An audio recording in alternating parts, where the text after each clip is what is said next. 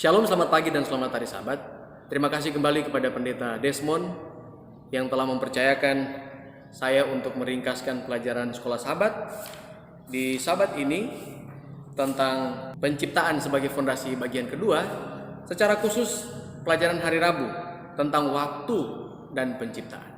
Sejak tahun 1905, ketika hukum relativitas ini muncul oleh seorang jenius Albert Einstein, didapati bahwa seluruh realita fisika dan metafisika terbuka bagi sebuah pendefinisian ulang. Artinya bahwa ada banyak hal yang akan mengalami penyempurnaan, baik dari hukum relativitas itu sendiri maupun teori-teori dan hukum-hukum sebelumnya. Kenyataannya adalah hingga tahun 1915 masih banyak hal yang belum sampai kepada titik kesempurnaan. Namun faktanya hingga Albert Einstein meninggal tahun 1955, ada beberapa hal yang dikemukakan masih bersifat spekulasi. Tentunya ini sangat kontras dengan Alkitab kita.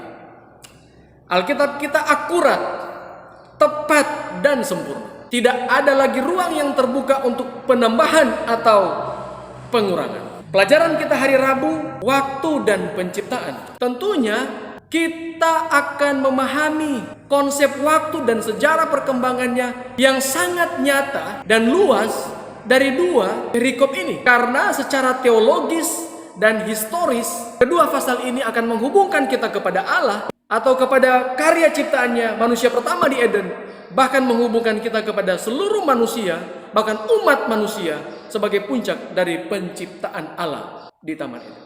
Bagian lain yang juga kita temukan di pelajaran sekolah Sabat hari Rabu adalah silsilah. Betapa pentingnya silsilah ini.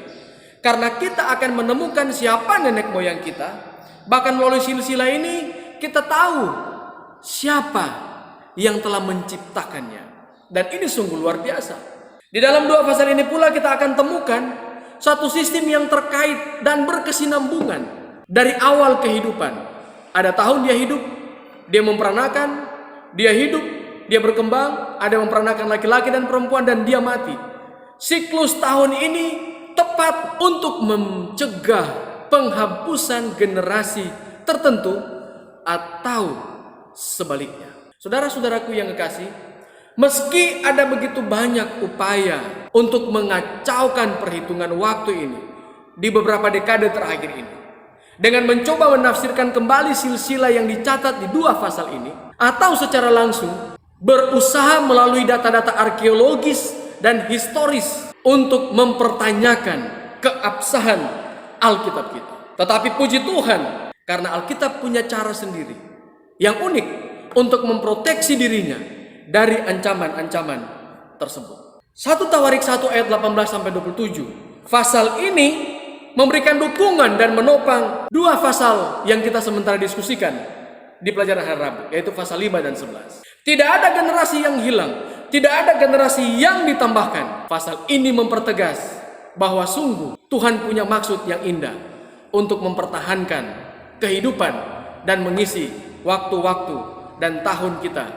dengan sesuatu yang luar biasa. Makna rohani yang lain yang boleh kita bawa pulang dan kita dapatkan saat ini adalah Allah berdaulat untuk semua waktu dalam hari, minggu, bulan, dan tahun kehidupan kita.